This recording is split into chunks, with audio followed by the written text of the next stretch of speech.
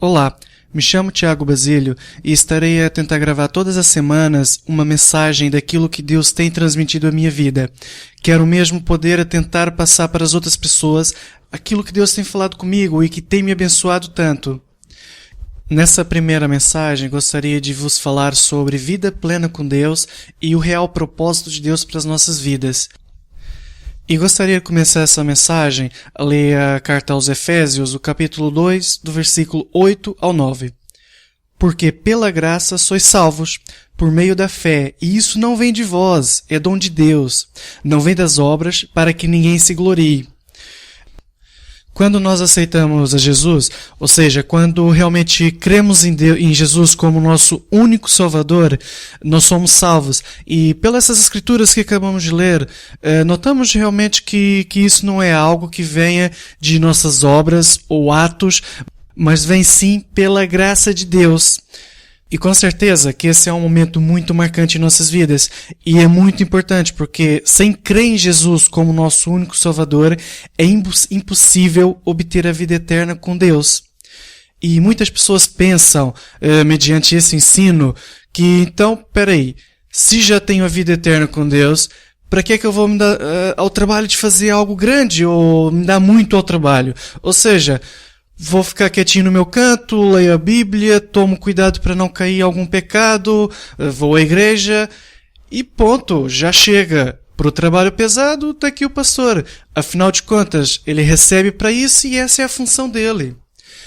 E nós vemos hoje em dia muitas pessoas com esse ponto de vista.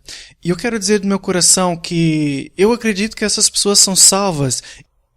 Isso até pode servir como um miúdo a passar da escola com a nota mínima. Serve, mas nunca vai trazer a vida plena que Deus tem para nós aqui na Terra. Temos que pensar que somos como uma luva.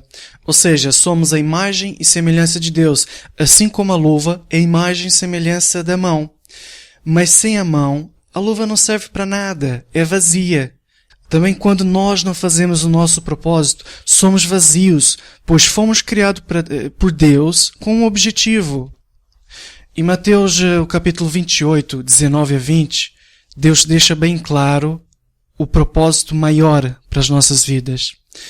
Diz assim: portanto, vão e façam discípulos de todas as nações, batizando-os em nome do Pai e do Filho e do Espírito Santo, ensinando-os a obedecer a tudo o que eu lhes ordenei, e eu sempre estarei com vocês até o fim dos tempos. Essa foi a última coisa que Jesus falou na Terra. E isso não foi uma simples regra ou uma simples obrigação, mas isso foi um propósito. Ou seja, Jesus nos deixou uma instrução do que deveríamos fazer.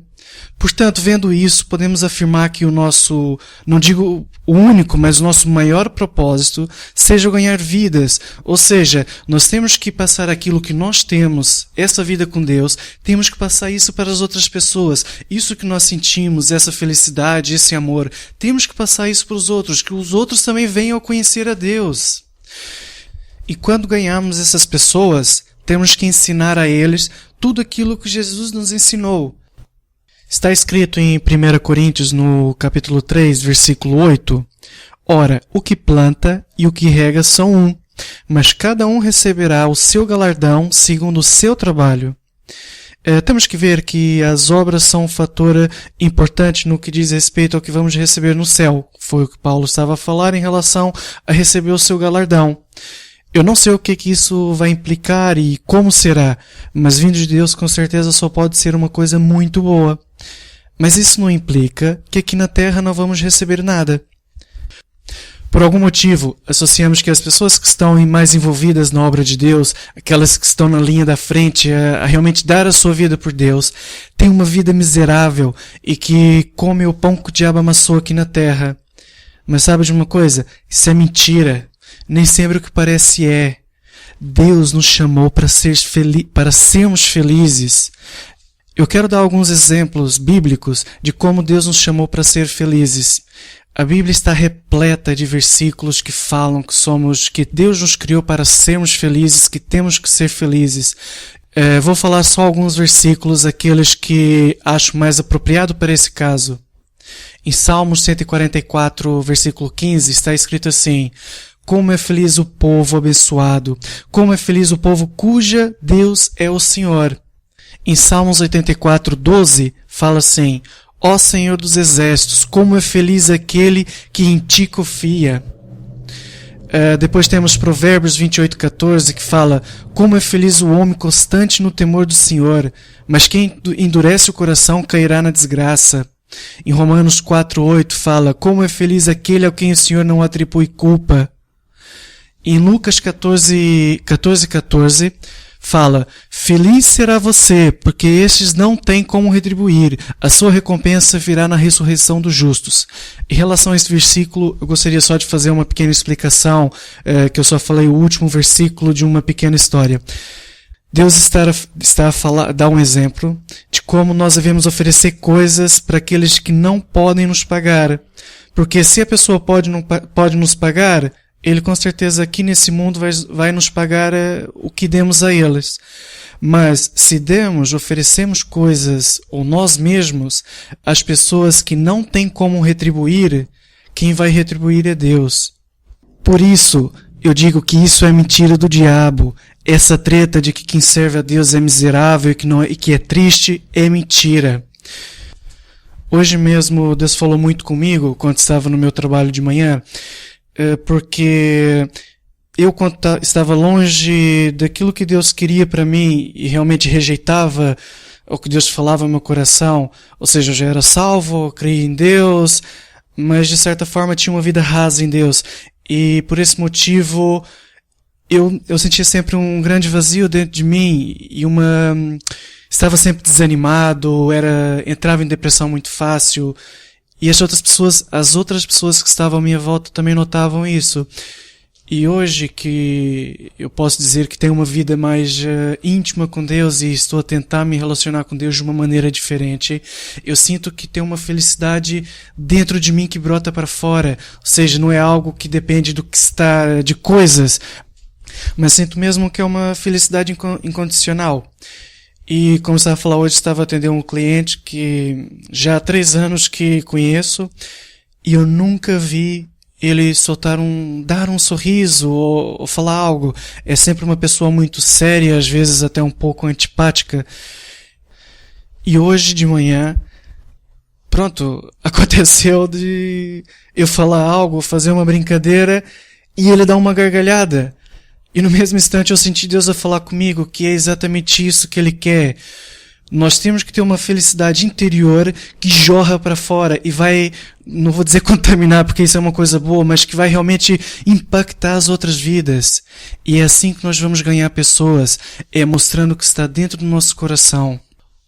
Também não estou para aqui querer pregar um cristianismo falso, onde eu digo que basta aceitar a Jesus e você nunca mais vai ter nenhum tipo de problema ou chatice. Nem perto disso. Por acaso até digo que é um pouco ao contrário. Jesus mesmo falou: vocês serão perseguidos, serão levados a tribunais e serão açoitados por minha causa. Mas ele falou uma coisa muito interessante, que foi: felizes são quando essas coisas acontecerem. E ainda falou outra coisa, que realmente nós teríamos muito problemas e chatices, mas que Ele estaria sempre conosco e que Ele mesmo ia nos dar descanso e vai estar à nossa frente para solucionar os nossos problemas. Eu vou ler o que diz em Mateus, no capítulo 11, do versículo 28 ao 30. Venham a mim, todos os que estão cansados e sobrecarregados, e eu lhes darei descanso. Tomem sobre vós o meu jugo e aprendam de mim, pois sou manso e humilde de coração, e vocês encontrarão descanso para suas almas, pois o meu jugo é suave e o meu fardo é leve. Ele mesmo prometeu que nos vai dar descanso. E hoje enfrentamos tantos problemas na igreja, depressões, ira descontrolada, desânimo, medo, inveja, adultério, tantas e tantas coisas. E muitos desses problemas estão relacionados com a falta de maturidade espiritual e com andar fora do propósito de Deus. Porque quando nós assumimos que queremos apenas esse primeiro passo, ou seja, o da salvação, vivemos apenas algo raso e acabamos por nos estagnar porque já não crescemos a nível espiritual. Continuamos a ser sempre bebês na fé. Veja o que Paulo falou sobre isso em 1 Carta aos Coríntios, no capítulo 3, versículo 1 a 3. Irmãos, não lhes pude falar como a espirituais, mas como a carnais, como a crianças em Cristo. Dei-lhes leite e não alimento sólido, pois vocês não estavam em condições de recebê-lo. De fato, vocês não estão em condições, porque ainda são carnais. Porque, visto que há inveja e divisão entre vocês, não estão sendo carnais e agindo como mundanos? Paulo falou sobre dois problemas, que são a inveja e a divisão. E por esse motivo chamam eles de crianças espirituais. Ou, como eu lhe falei há pouco, de bebês na fé. E Paulo até os chamou de carnais e mundanos. Realmente é muito duro ouvir isso. Mas temos que admitir que nós às vezes precisamos disso. Agora vamos lá tentar perceber uma coisa. Os coríntios, Paulo escreveu essa carta para pessoas que eram cristãos, salvos, que conheciam a Deus, que estavam a viver uma vida com Deus. Mas essas pessoas estavam a viver uma vida rasa em Deus. Deus não nos obriga a nada. Mas se nós fugimos desse nosso propósito e vivemos uma vida de meias medidas, nós não seremos infelizes, mas sentiremos sempre um vazio dentro de nós e algo vai parecer nunca encaixar. Por outras palavras, nós nunca vamos nos sentir totalmente realizados. E o problema é que isso depois vai dar lugar a sentimentos carnais. Ou nós vamos tentar preencher isso com outras coisas, como, por exemplo, com dinheiro, fama e uma boa carreira, e sucesso na carreira. Com isso eu não estou a querer dizer que ter dinheiro, até ser uma pessoa famosa, ou ser o melhor na sua área de trabalho, sejam coisas ruins. Não são, e até posso dizer que são coisas boas em Deus, que nós devemos lutar para isso.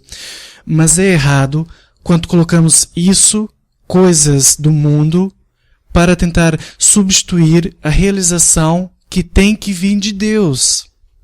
Outro problema que às vezes isso pode gerar é porque, como estamos contentes com o nosso nível atual, também não nos esforçamos para aprender mais de Deus e para buscar mais de Deus. E isso é mal porque não nos vai permitir ter conhecimento para passar certas situações que Deus coloca em nossa vida.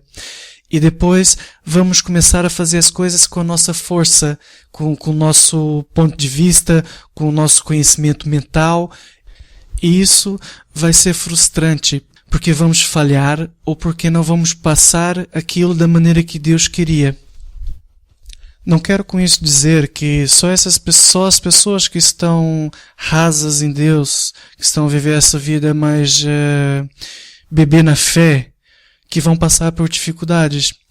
Todos nós vamos passar por dificuldades em nossa vida cristã.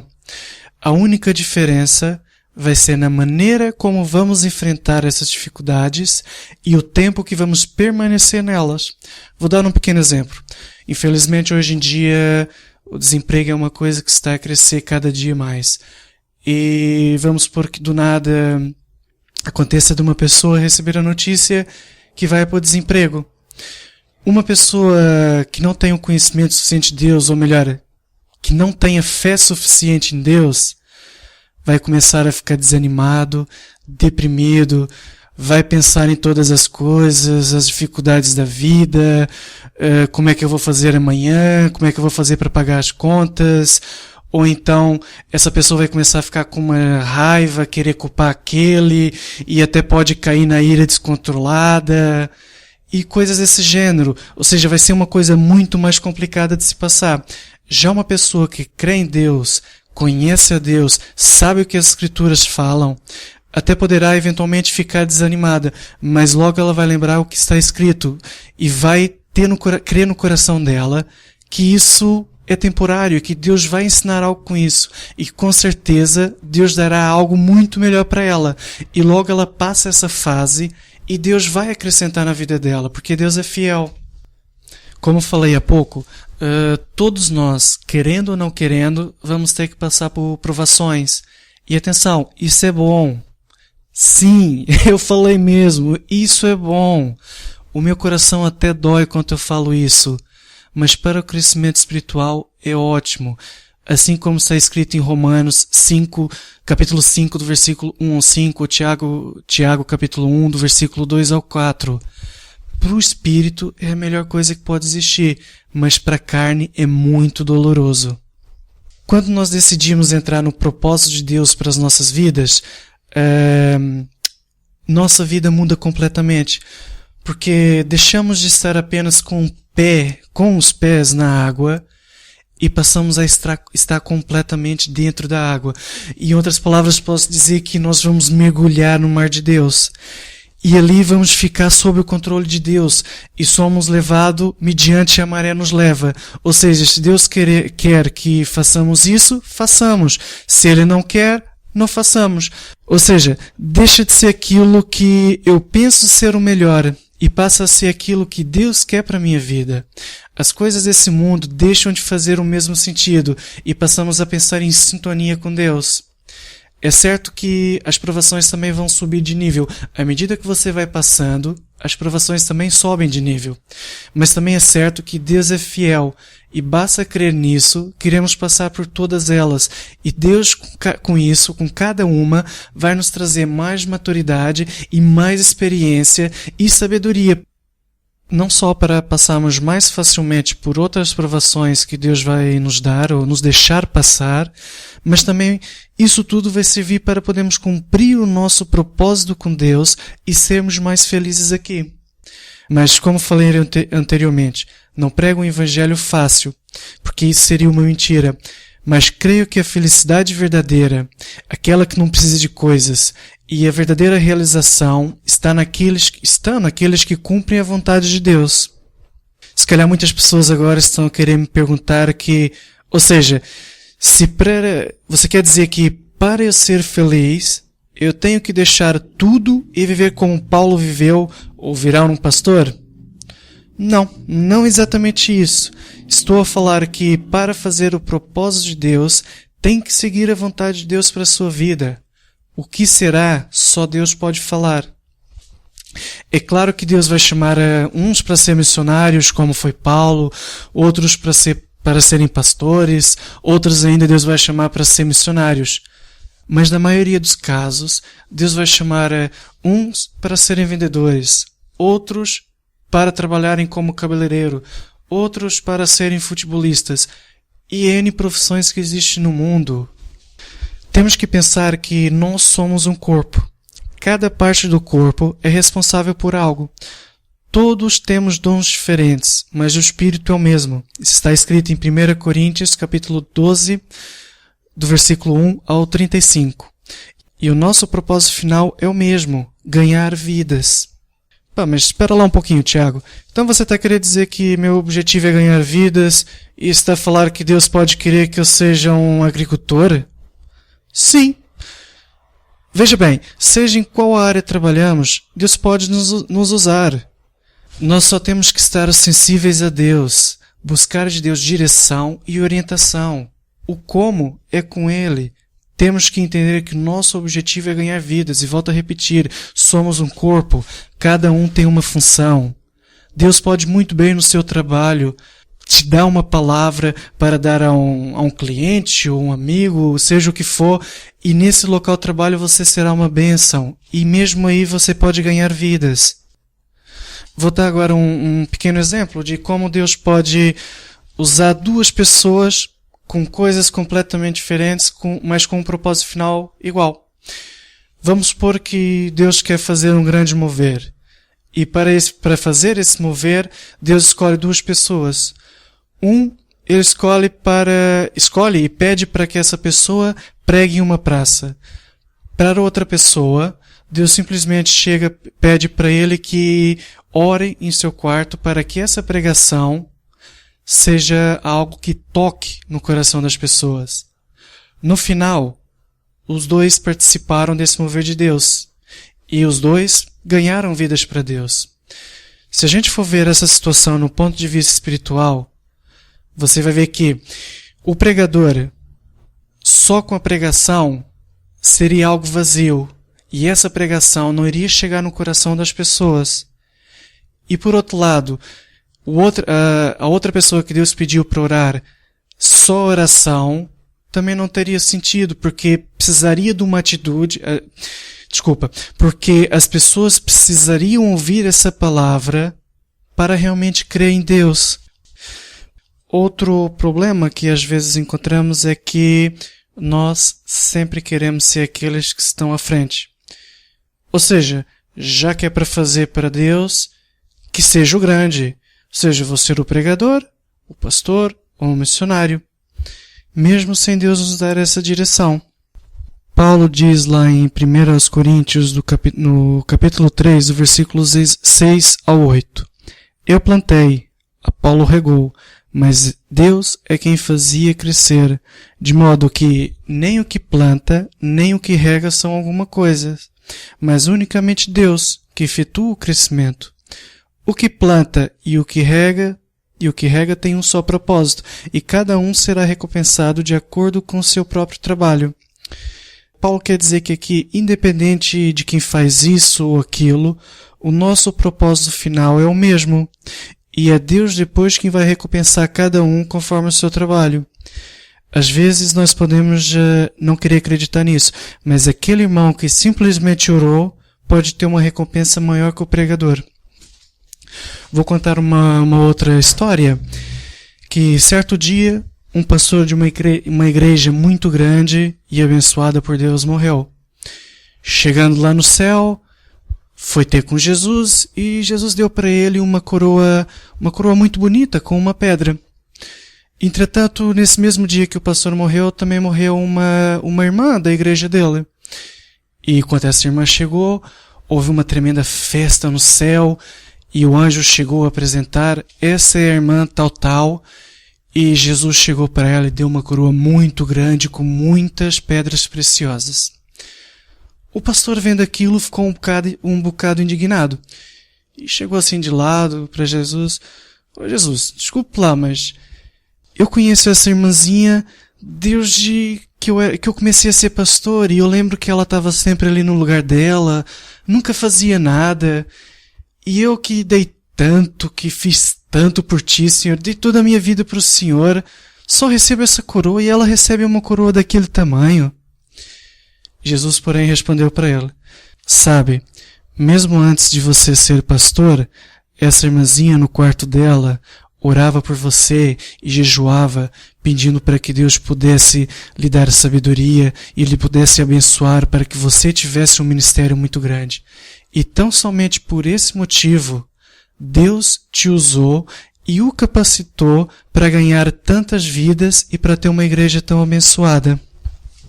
Eu quero finalizar essa mensagem a lhe dizer que não importa o que você vai fazer, apenas faça para Deus. E faça debaixo de uma direção, e com certeza Deus vai abrir todas as portas necessárias para fazer a sua vontade ser realizada, e vai colocar no seu coração uma paz e uma felicidade da qual você nunca experimentou com as coisas desse mundo. Não tenha medo se você tem ou não tem capacitação. Não esqueça que Deus, quando foi pedir para Moisés para que ele tirasse o povo dele do Egito, Moisés começou a usar desculpas do tipo: Deus, eu tenho a boca pesada, como poderei eu fazer isso? Ou seja, Moisés estava a dizer para Deus que era gago, e mesmo assim Deus usou. Deus me pediu para gravar essas mensagens. Eu, sinceramente, de mim mesmo não tenho nenhuma capacidade para isso. Até sou dislexo, vocês podem notar que eu falo muitas coisas erradas. Mas com sinceridade, se as pessoas vão gostar ou não, isso não me importa nada. Eu apenas ouvi de Deus e quero fazer o que Deus me mandar. Eu sei que se for fiel a Deus, eu estarei a cumprir o propósito de Deus para a minha vida.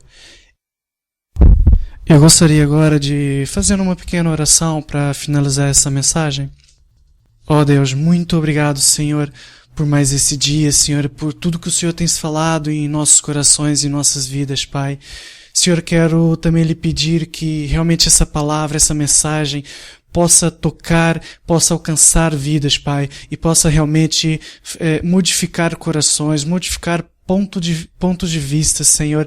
Em nome de Jesus, Senhor, eu lhe peço mesmo que o Senhor possa nos capacitar, Senhor, possa nos derramar a Tua unção, para que nós possamos ver, Paizinho, e fazer a Tua vontade, Pai, e cumprir, Senhor, aquilo que Tu nos deixaste, Pai. Quer ganhar vidas, Paizinho, realmente levar a Tua palavra para todos os cantos dessa terra, Senhor. Em nome de Jesus, Pai, eu lhe agradeço novamente por isso tudo, Senhor, e sei que estamos debaixo, Senhor, da Tua poderosa mão e da Tua poderosa proteção, Pai. Em nome de Jesus, Senhor, obrigado por tudo, Deus, e amém, Paizinho. Amém. Eu quero pedir agora que, se de alguma forma você foi abençoado por essa palavra, e se de alguma forma Deus falou consigo, que possa partilhar essa mensagem para que outros também possam ouvir e possam a conhecer mais de Deus. Se tiverem alguma dúvida, se quiserem colocar alguma pergunta para mim, basta colocar aqui embaixo, ou no Facebook, ou no YouTube, que eu tentarei responder assim que possível. E pronto, é isso. Que Deus vos abençoe e até a próxima.